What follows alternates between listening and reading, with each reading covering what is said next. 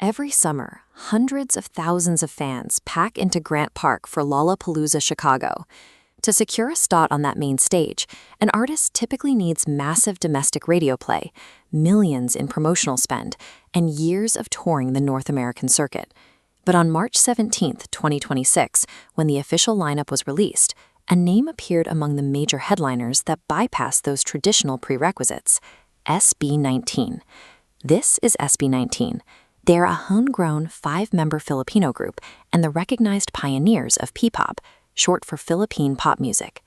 SB19's presence on this poster signifies a departure from the demographic patterns usually seen on the American festival circuit, representing a shift in how these global rosters are being constructed. To understand the distance traveled, we have to look at the group's point of origin. Manila is over 8,000 miles away from the stage in Chicago. Historically, Western music festivals are rarely accessible to Southeast Asian acts unless they are part of a massive multinational corporate machine, like those seen in the K-pop industry. SB19 lacks that specific type of multinational corporate infrastructure. They operate without the support of a global conglomerate, which makes their sudden rise to a U.S. headlining slot an outlier in the industry.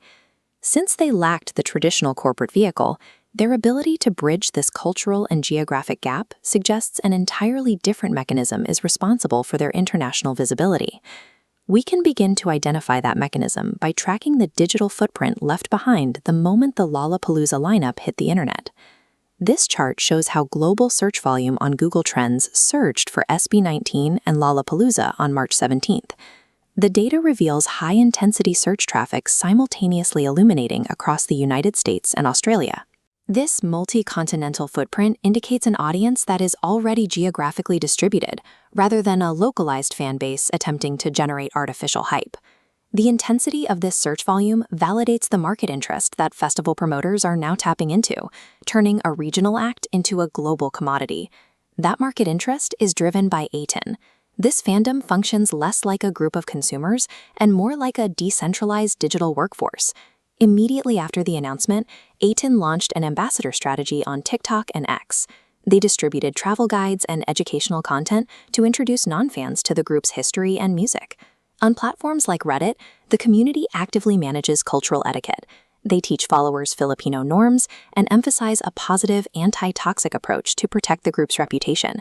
By taking on the roles of educators and diplomats, A10 has replaced the traditional corporate PR firm with a highly efficient model of grassroots outreach. Beyond fan organization, the group uses strategic timing. 10 days after the festival announcement, SB19 releases their highly anticipated sophomore album, Wakas At Simula. This chart shows how an album release feeds directly into the festival announcement. Stacking these events creates a powerful feedback loop. Simultaneous searches force social algorithms to prioritize this content, compelling mainstream media to report on the group to capture the traffic. This double whammy is a masterclass in digital timing, ensuring the group remains at the top of algorithmic feeds during their critical window of exposure.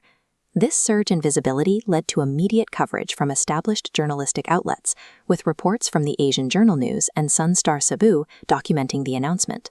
These records framed the booking as a historic milestone for the country, marking it as a moment of unified national achievement on the world stage.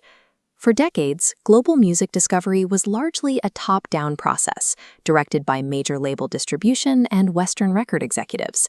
SB19 taking the stage in Chicago shows that grassroots organization can compel major curators to integrate homegrown talent outside the traditional Western pipeline. As they prepare for Chicago, the group is demonstrating how regional artists can leverage digital organization to secure a place on the world stage, effectively changing the rules for international crossover.